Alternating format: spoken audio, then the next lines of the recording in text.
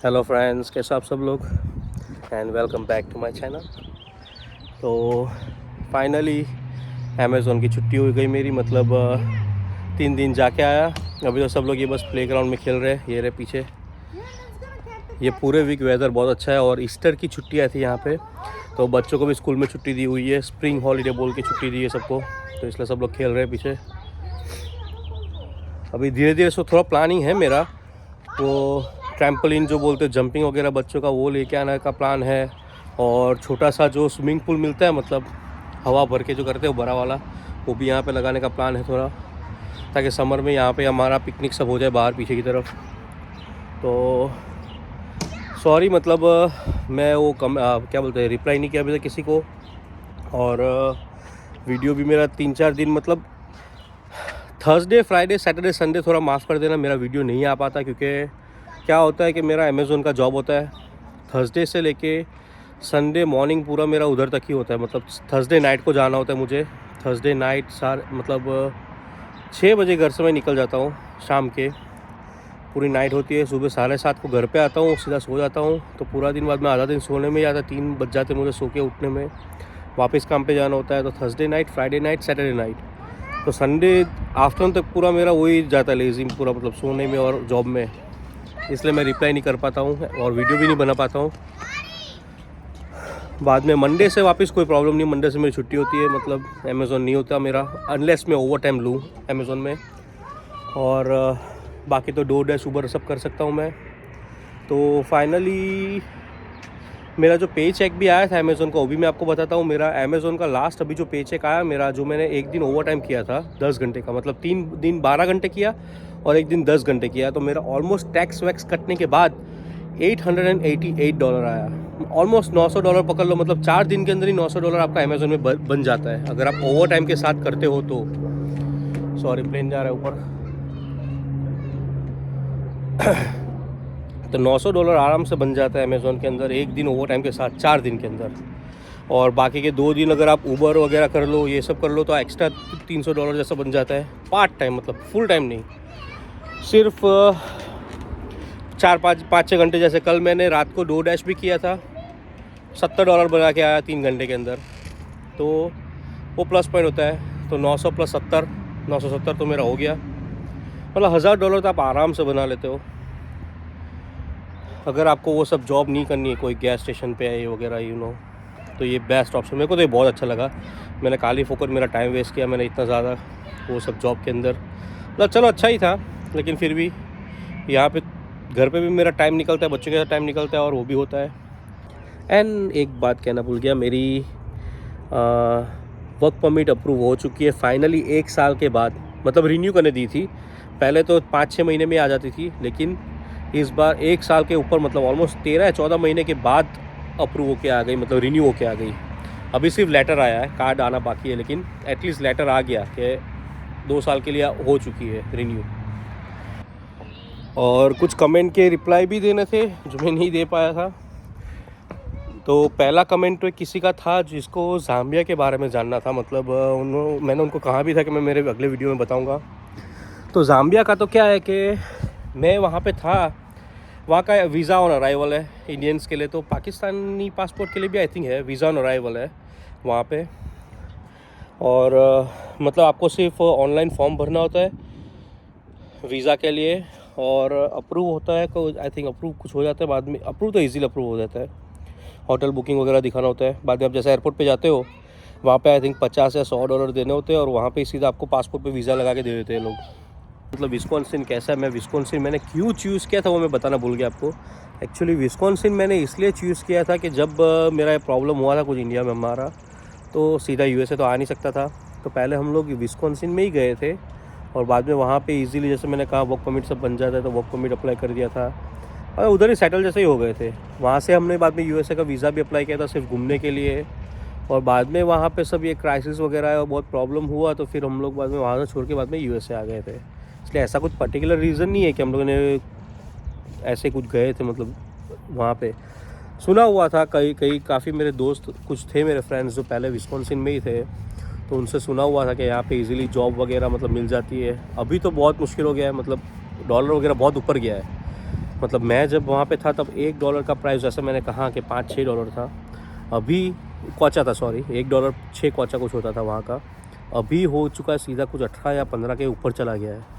मतलब आप यहाँ वहाँ पे अगर आप 10,000 क्वाचा या 20,000 क्वाचा भी बनाते हो तो आपका इनकम मतलब इंडिया जैसा ही हो गया। मतलब कोई आप जैसे जॉब करते हो और 50-60 हज़ार रुपये बनाते हो तो आप उसका उतना ही वैल्यू हो गया है। अनलेस वहाँ पे आपको कोई $2-3 हज़ार का जॉब मिल जाए तो अच्छा है। और वहाँ का सबसे बेकार जो चीज़ है वो एक ये है कि वहाँ पे जो वर्क परमिट होता है आपका, वो स्पेसिफ़िकली एक ही ऑनर के लिए होता है। फॉर एग्ज़ाम्पल जैसे आप वहाँ पे आते हो और मेरी कंपनी जैसे विकास एंटरप्राइज करके कोई कंपनी है और आप वहाँ पे मेरे यहाँ पे काम करते हो, मैंने आपको हायर किया है, तो आपकी वर्क परमिट पे मेरी कंपनी का नाम होगा विकास एंटरप्राइज। तो आप सिर्फ़ और सिर्फ मेरे लिए काम कर सकते हो और वहाँ पे आप कोई और कंट्री में कोई और जॉब पे आप काम नहीं कर सकते। ये वहाँ का लॉ है। और वहाँ का सिस्टम मतलब ऐसा है कि सब चल जाता है। बोली पे मत जाना, इशारा समझ लेना। वर्क परमिट करवाना हो, कुछ भी करवाना हो, वहाँ पे हो जाता है। इतना इजी है मतलब। लेकिन वहाँ पे कमाना वैसा ही है जैसा आप इंडिया में इतना मेहनत इंडिया में करो तो वो हो जाता है। मतलब वहाँ पे अपने वाले भी थोड़े ज़्यादा एडवांटेज लेते हैं ये सब चीज़ों का कि वर्क परमिट जैसे उसकी कंपनी के नाम पे, तो वो सब थोड़ा बहुत एडवांटेज हो जाता है। पढ़े लिखे के लिए तो वही सेम है, अच्छा सैलरी वहाँ पे मिलती है। और वहाँ पे आई थिंक रेशियो ऐसा है कि आपको एक बार वर्क परमिट मिल गई तो आपको आई थिंक 7 से 10 साल तक रहना पड़ता है, बाद में वहाँ का आप सिटीज़न ले सकते हो। तो अच्छी कंट्री है, आप सर्च करिए गूगल पे। घूमने के लिए भी बहुत बेस्ट मैं रिकमेंड करता हूँ। हम लोग बहुत घूमे वहाँ पे, वाइल्ड लाइफ वगैरह ज़्यादा अच्छा है। जैसे यूएसए का जो फॉल्स है वहाँ का भी एक, यहाँ का नायग्रा फॉल्स है, वहाँ का विक्टोरिया फॉल्स है, लिविंगस्टन में है जो ज़ाम्बिया में ही है, डेविड लिविंगस्टन सिटी है, वहाँ पे विक्टोरिया फॉल्स है। आप सर्च करिएगा, परी कमाल की जगह है। और लूसाका ज़ाम्बिया में वहाँ पे था, तो आप सर्च करके देख सकते हो गूगल पे। अच्छी सिटी है, अच्छी जगह है, घूमने के लिए भी बेस्ट है वहाँ पे, बहुत अच्छा है। आप सर्च करके थोड़ा यूट्यूब पे भी देखो, यूट्यूब पे भी है डेविड लिविंगस्टन सब है अंदर वीडियो, मेरे में नहीं लेकिन यूट्यूब पे है, बहुत कमाल की जगह है। और दूसरा कमेंट था, किसी का कमेंट था कि ड्यूरिंग असाइलम क्या वो ट्रकिंग चला कर सकते हैं। मतलब हाँ, कर सकते हो आप। असाइलम जैसे अप्लाई करते हो आपको थोड़े टाइम के अंदर आपको वर्क परमिट मिल जाता है, तो वो वर्क परमिट के बेस पे और सोशल के बेस पे आप ड्राइविंग लाइसेंस अप्लाई कर सकते हो। ट्रकिंग का यहाँ पे अलग होता है लाइसेंस, ट्रकिंग का अलग होता है, नॉर्मल जो आप गाड़ी चलाते हो उसका अलग लाइसेंस होता है। और बाइक अगर आप लेते हो तो बाइक का भी यहाँ पे आपको अलग लाइसेंस लेना पड़ता है, तो वही एक लाइसेंस पे सब कुछ नहीं होता। तो कर सकते हो आप ट्रकिंग, अपने काफ़ी बंदे यहाँ पे करते हैं ट्रक ड्राइविंग, तो कर सकते हो आप। असाइलम के बाद आप समझ लो, जैसे मैंने एक आगे भी एक वीडियो मैंने कहा था कि आप आधे सिटीज़न जैसे ही होते हो। आई थिंक किसी को आगे वो ख़राब भी लगा था कि वो समझ नहीं पाए क्या बोल रहा हूँ मैं, लेकिन क्योंकि आप क्या कितने लोगों को पता नहीं होता, इसलिए मैं ये वर्ड यूज़ करता हूँ कि आप आधे सिटीज़न जैसे होते हो, क्योंकि आप बीच में होते हो। जज हाँ बोल दे तो आप हो गए, जज ना बोल दे तो आप नहीं हो गए, इसलिए आप बीच में होते हो, इसलिए मैं आधा बोलता हूँ कि आधा सिटीज़न हो।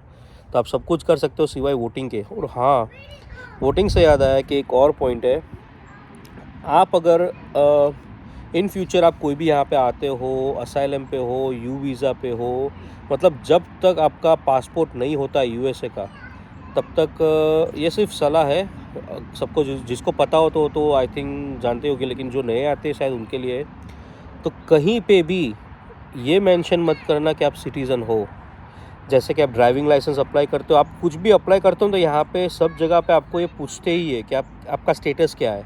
इवन लोन हो, बैंक अकाउंट हो, सब जगह पे आपको ये पूछेंगे फॉर्म के अंदर कि आपका स्टेटस क्या है, आप सिटीज़न हो, एशियन अमेरिकन हो, इमिग्रेंट हो, क्या हो। तो जो इमिग्रेंट वाला ऑप्शन होता है या तो फिर टेम्पररी जो ऑप्शन होता है आपका ऑप्शन वो होता है असाइलम पे या यू वीज़ा पे। तो कहीं पे भी आप ऐसा मत करिएगा कि मैं एशियन अमेरिकन हूँ या सिटीज़न हूँ, क्योंकि वो सिटीज़न में क्या होता है कि आपका अभी तो कोई बात नहीं, वो लोग ले लेंगे फॉर्म सब कुछ, लेकिन जब आपका केस अप्रूव होगा या कोर्ट में जाएगा तब ये बहुत बड़ा इश्यू होता है। काफ़ी केसेस मैंने देखे हुए हैं जिसके अंदर बाद में जज भी ऑब्जेक्शन लेते हैं कि भाई अब तो अभी से सिटीज़न बन गया है, यहाँ सब जगह पे आप ऐसा दिखा रहे हो कि आप सिटीज़न हो करके, तो आपके केस में बहुत बड़ा प्रॉब्लम आ सकता है। तो वो कभी भी यूज़ मत करना। सब जगह पे बिंदास बोलना, मैं जैसे मेरा घर का लोन लिया, गाड़ी का लोन लिया, सब जगह पे मैंने बोला मैं इमिग्रेंट हूँ और ईएडी कार्ड है मेरे पास, वर्क परमिट। असाइलम पे हूँ, बिंदास बोल दो, क्योंकि सबको यहाँ पे पता ही होता है, मतलब सबका स्टेटस क्या होता है यहाँ पे नॉर्मल लोगों का। तो कभी भी सिटीज़न यूज़ मत करना। और दूसरा कमेंट आया था, तो अपार्टमेंट के लिए आई थिंक किसी ने अप्लाई किया था कि क्या गाइडेंस मतलब मैं उनको दूँ। तो यहाँ पे जैसे हम लोग जब नए आए थे तो यही सिचुएशन था हमारे साथ कि ये लोग सोशल मांगते हैं, आपका पास कुछ आईडी मांगते हैं। तो आप कोई देसी बंदे के यार हम लोगों ने ट्राई किया था, जैसे कोई अपना इंडियन हो, उनकी भी बहुत से प्रॉपर्टी होती है, तो वहाँ पे आपको कुछ ज़रूर नहीं पड़ता है, वो लोग दे देते हैं। या तो फिर आप कहीं पे जॉब करते हो तो आपके बॉस से आप लेटर लेके दे सकते हो, क्योंकि मैंने ऐसा ही किया था। हम लोग एक अपार्टमेंट में गए थे तो वहाँ पे यही सब मांग रहे थे, तो मेरा बॉस जो था जहाँ पे मैं जॉब कर रहा था उन्होंने लेटर दिया था कि उनके नाम से सब कुछ हो गया था, मतलब कि उन्होंने मतलब वो गारंटी दिया कुछ भी। तो ये थोड़ा यहाँ पे इश्यू है। या तो फिर आपको ढूंढना पड़ेगा कि कौन आपको दे सकता है इसके अलावा तो बहुत मुश्किल है यहाँ पे, बस आपको ढूंढना ही होता है कि इसके अंदर तो कोई ऐसा कुछ है नहीं सेटिंग। क्योंकि हमारे साथ भी ऐसा हुआ था, तो हमने मेरे बॉस का नाम यूज़ किया था जहाँ पे मैं काम करता था पहले, तो उन्होंने उनका लेटर से मुझे रिकमेंड करके दिया था, तो हमको अपार्टमेंट मिल गया था। बाद में तो एक बार आईडी आ गया था, फिर बाद में सब कुछ हमारे नाम से हो रहा था। और एक कमेंट में एवरेज इनकम मेरे को पूछा गया है कि एवरेज इनकम यहाँ पे क्या होता है। तो देखो, हर स्टेट का अलग टैक्स होता है, अलग पे आउट होता है। तो जहाँ पे मैं रहता हूँ वो मैं आपको बता दूँ, तो पर आवर का यहाँ पे स्टार्टिंग सैलरी होता है वो है $15, $15 पर आवर। तो डिपेंड बाद में आपके ऊपर करता है आप कितने आवर करते हो। मैं पहले 72 आवर की जॉब करता था, मतलब हर वीक 72 आवर्स, रोज़ के 12 घंटे 6 दिन के लिए मैं करता था पहले। तो टैक्स वैक्स के पहले मेरा 4000 के ऊपर मेरा सैलरी हो जाता था, 4200। और आप चेक से पेमेंट लेते हो तो टैक्स वैक्स सब कुछ कटने के बाद 3600 कुछ ऐसा मेरा पेमेंट आता था, 3600। तो एवरेजली आप अगर 6 दिन काम करते हो 12 घंटे, तो आप 3500 से 4500 तक आप आराम से कमा लोगे। और स्टार्टिंग में तो आप आते हो, नए हो, अगर आपको कुछ चीज़ का एक्सपीरियंस नहीं है कोई भी स्टोर के अंदर, तो भी आप आराम से 3 से 3500 तो कमा ही लोगे, 3000 से 3500। और एक कमेंट में आपने पूछा है मुझे कि असाइलम पे आपको क्या कोई किड्स के लिए या कोई कैश बेनिफिट मिलता है। तो जैसे मैंने कहा अभी आगे एक बंदे के लिए मैंने जो कमेंट यूज़ किया कि आप आधे सिटीज़न होते हो, तो जैसे आप असाइलम अप्लाई करते हो आपको work permit, social security card, आपको सब कुछ मिल जाता है। और कैश पेमेंट तो क्या होता है कि जो यहाँ पे सिटीज़न भी होते हैं, जो लोग यहाँ पे सिटीज़न होते हैं, रेसिडेंट होते हैं, वो लोग को भी क्या होता है, जो आपका इनकम अगर कम है या आपके पास जॉब नहीं है, तो गवर्नमेंट आपको ईएडी कार्ड, जो फूड स्टैम्प कार्ड होता है, वो आपको अप्रूव करके देते हैं, जिससे आप आपका खाना पीना सब कर सकते हो। और आपके पास अगर घर के लिए पैसा नहीं है, वो नहीं है, तो वो आपको फिर प्रूफ दिखाना पड़ेगा कि आपके पास जॉब नहीं है, ये नहीं है, तो वो लोग प्रोवाइड करके देते हैं। और दूसरा एक चीज़ है WIC, WIC करके एक WIC कार्ड होता है, हर जगह का शायद अलग नाम होगा, यहाँ पे WIC कार्ड बोलते हैं।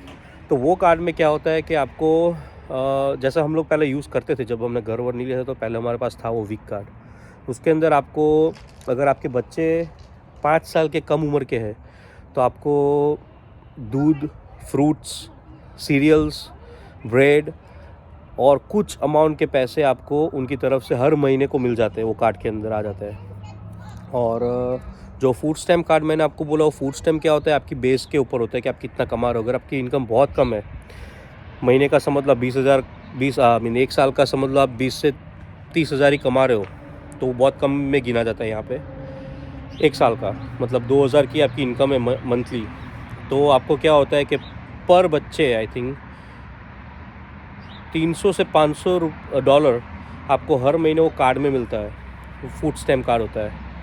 तो वो उससे आप कोई भी ग्रोसरी स्टोर पे जाके, होटल रेस्टोरेंट में नहीं, कोई भी ग्रोसरी स्टोर में जाके आप कुछ भी बाय कर सकते हो। जैसे इंडियन ग्रोसरी भी फूड स्टैम्प कार्ड लेते, तो इंडियन ग्रोसरी में जाके, पाकिस्तानी ग्रोसरी में जाके आप कुछ भी बाय कर सकते हो, कोई भी अपना इंडियन चावल वगैरह से लेके कुछ भी वो फूड स्टैम्प पे बाय कर सकते हो। हर महीने आपको पैसा मिल जाता है, अंदर हो ही जाता, आ जाता है। और कुछ बचता भी है तो कैरी फॉरवर्ड हो जाता है। हम लोगों ने नहीं लिया क्योंकि हमारे लॉयर ने कहा था कि अगर जब तक आप सिटीज़न नहीं होते तब तक ये यूज़ ना करो तो ज़्यादा अच्छा है, क्योंकि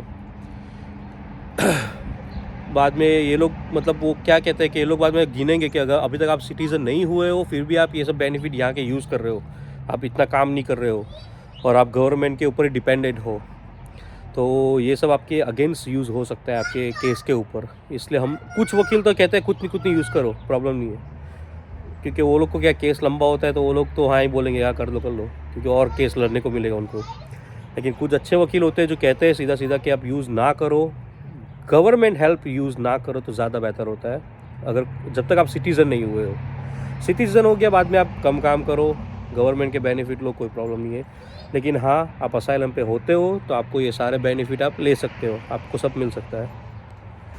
और किसी ने कमेंट में मुझे मेरा कॉन्टैक्ट नंबर भी मांगा है, तो कॉन्टैक्ट नंबर तो मतलब मैं देता नहीं हूँ, लेकिन आप मुझे इंस्टाग्राम पे फॉलो कर सकते हो। इंस्टाग्राम पे आप मुझे मैसेज कर सकते हो, मैं सबको इंस्टाग्राम पे रिप्लाई करता हूँ। तो मैं मेरा लिंक छोड़ दूँगा, इंस्टाग्राम का मेरा आईडी छोड़ दूँगा कम नीचे डिस्क्रिप्शन में, तो आप वहाँ से देख सकते हो और मुझे कांटेक्ट कर सकते हो, कोई बात नहीं।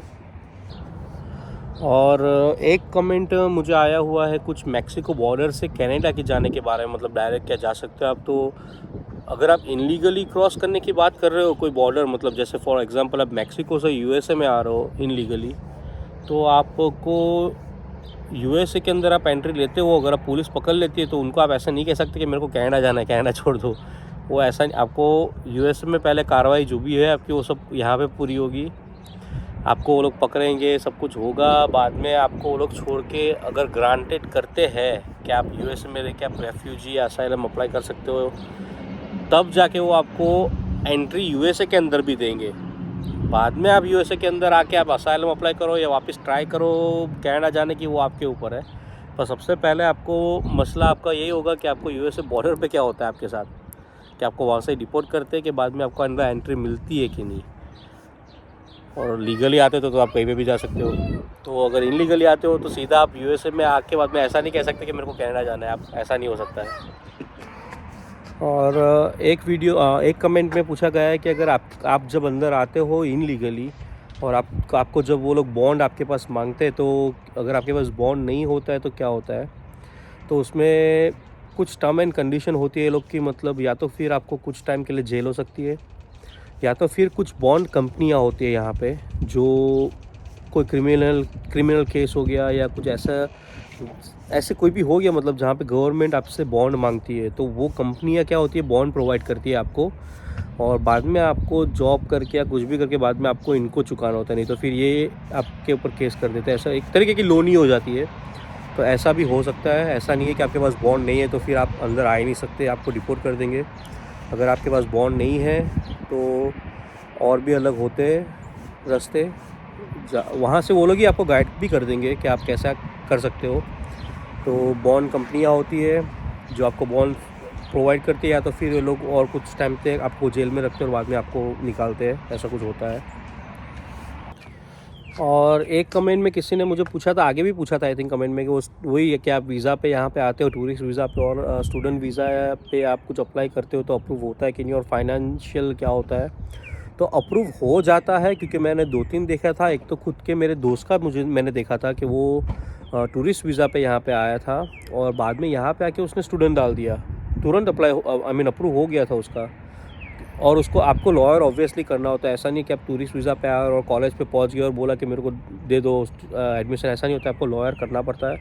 तो मेन तो यही होता है कि एक तो कॉलेज की फ़ी मुझे पता नहीं, क्योंकि ये बात है कुछ आई थिंक 5 साल पहले की, जब हम लोग यहाँ पे आए थे तब मैं उसको मिला था। अभी पता नहीं क्या फ़ीस होगी क्या होगा, वो मुझे आइडिया नहीं है, लेकिन आप सर्च कर सकते हो गूगल पे। तो वही लॉयर की फ़ीस होती है, लॉयर की भी जो भी फ़ीस हो, मतलब $2,000 या $4,000, प्लस जो यूनिवर्सिटीज़ में आप जाना चाहते हो वहाँ की फ़ीस हो, वो तो यूएसए के अंदर हर एक यूनिवर्सिटी की अलग अलग फ़ीस होती है, अलग अलग कैटेगरीज़ में आप कौन सी स्टडी करना चाहते हो उसके ऊपर फ़ीस होती है। तो फाइनेंशियल मतलब ऐसा नहीं है कि आपको कुछ बैंक अकाउंट दिखाना पड़ता है, ऐसा आई थिंक नहीं होता है। पर यहाँ पे आपको सीधा उसको मतलब मिल तो गया था एडमिशन, उतना मुझे पता है, तो आप वो कर सकते हो। क्योंकि जैसा मैंने कहा था कि मेरे वो फ्रेंड ने तो यूएसए टूरिस्ट वीज़ा के ऊपर स्टडी लिया था, बाद में स्टडी के बाद वापस उसने असाइलम भी लिया था, तो हो तो जाता है। और पता नहीं और कोई कमेंट हो जो मैं भूल गया हूँ, क्योंकि कमेंट बहुत सारे नीचे नीचे आए थे मुझे, तो मैं सब पता नहीं कोई मैं अगर मिस कर दिया तो मुझे पता नहीं है, तो मुझे फिर से आप कमेंट कर सकते हो। या तो फिर बेस्ट तरीका है मेरे इंस्टाग्राम का जो मैंने लिंक दिया, आप मुझे इंस्टाग्राम पे मैसेज कर दो, तो क्या होगा मुझे मैसेज में मैं सब देख सकता हूँ ईजिली कमेंट से जाके, क्योंकि कभी लोग क्या होता है कि कोई कमेंट के अंदर कोई कमेंट कर देता, तो मैं वो मिस कर देता हूँ, मुझे नहीं पता चलता वो। तो इंस्टाग्राम का मैंने लिंक छोड़ा हुआ, आप मुझे इंस्टाग्राम पे मैसेज कर सकते हो, तो मैं इजीली रीड कर सकता हूँ, तो आपको वहाँ पे इजीली आपको जवाब दे सकता हूँ। तो आज के वीडियो में बस मैं यही रखता हूँ, और अभी देखते हैं 12 बजे शायद 1 बजे के बाद मैं जाऊँगा ऊबर या डोरडैश करने के लिए। फ्री बैठे हैं, आज छुट्टी है तो कुछ कर लेते हैं। तो बस अगर आपको अच्छा लगा हो ये वीडियो और कुछ और इन्फॉर्मेशन चाहिए तो please subscribe my video, like my channel and hit the bell icon, तो आपको आने वाले सारे वीडियो मिलते रहे। ओके, मिलता हूँ आपको अगले वीडियो में। Take care guys, bye bye.